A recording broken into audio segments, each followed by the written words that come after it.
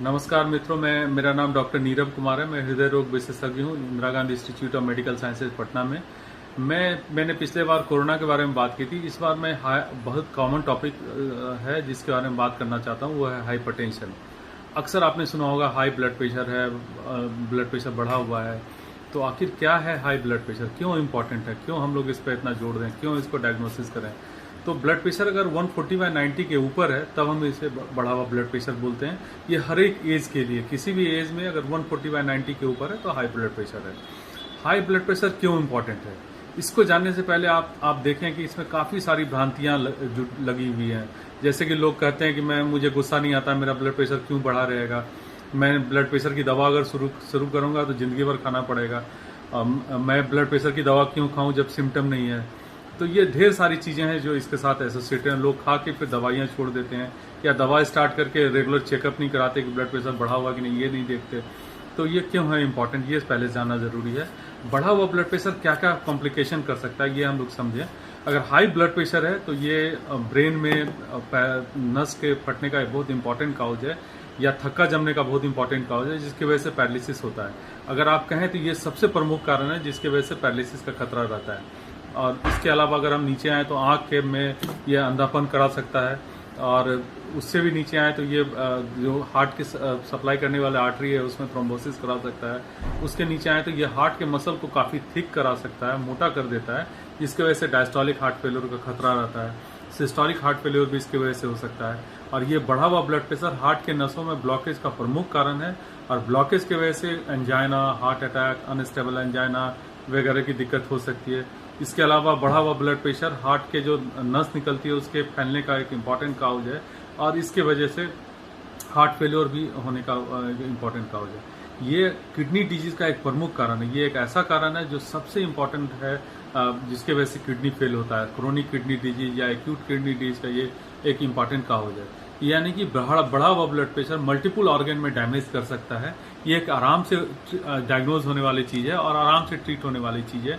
तो ये आप समझना होगा कि बढ़ा हुआ ब्लड प्रेशर सिर्फ बढ़ा हुआ ब्लड प्रेशर नहीं, वो लंबे समय में ढेर सारे ऑर्गन को डैमेज करता है। और अगर हम लोग ब्लड प्रेशर को अच्छे से कंट्रोल कर लें तो कॉम्प्लिकेशन एकदम कम हो सकता है। हम लोग कॉम्प्लिकेशन पर काफ़ी हद तक विजय पा सकते हैं। तो अब ये क्वेश्चन है कि मेरा बढ़ा हुआ ब्लड प्रेशर रहता है तो क्या मुझे जिंदगी भर दवाई खानी पड़ेगी? नहीं, कोई ज़रूरी नहीं है।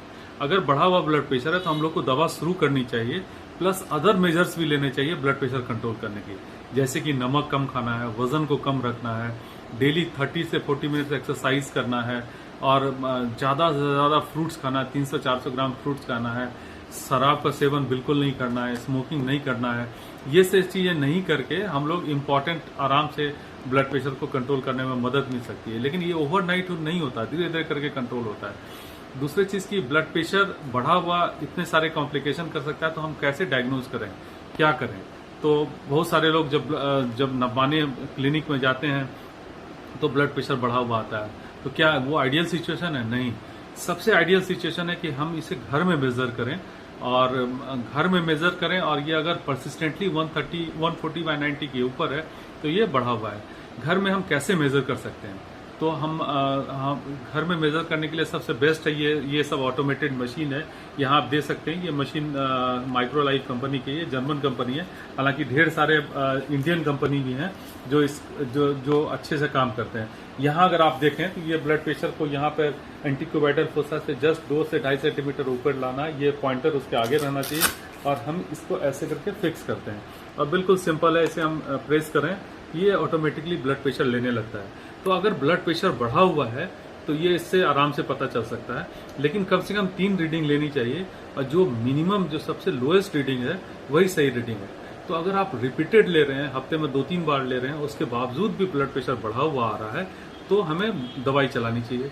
प्लस इस तरह का इंस्ट्रूमेंट हमेशा घर में रहना चाहिए कि अगर आपने दवा शुरू की तो ब्लड प्रेशर कंट्रोल हुआ कि नहीं हुआ, ब्लड प्रेशर स्टिल तो बढ़ा हुआ नहीं है।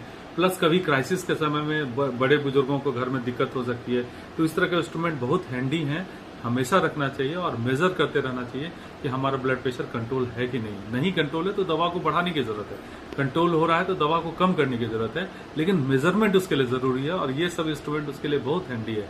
एक इंटरेस्टिंग बात आपको बता दूं ब्लड प्रेशर के बारे में कि लगभग अगर आप नॉर्मल पॉपुलेशन का ब्लड प्रेशर लें तो 25 से 30% लोगों का ब्लड प्रेशर बढ़ा रहता है। अगर ऐसे भी लें तो जैसे जैसे एज बढ़ता है ब्लड प्रेशर होने की संभावना बढ़ती जाती है। 60 या 70 साल के एज में 10 में से 7 लोगों को हाई ब्लड प्रेशर हो जाता है।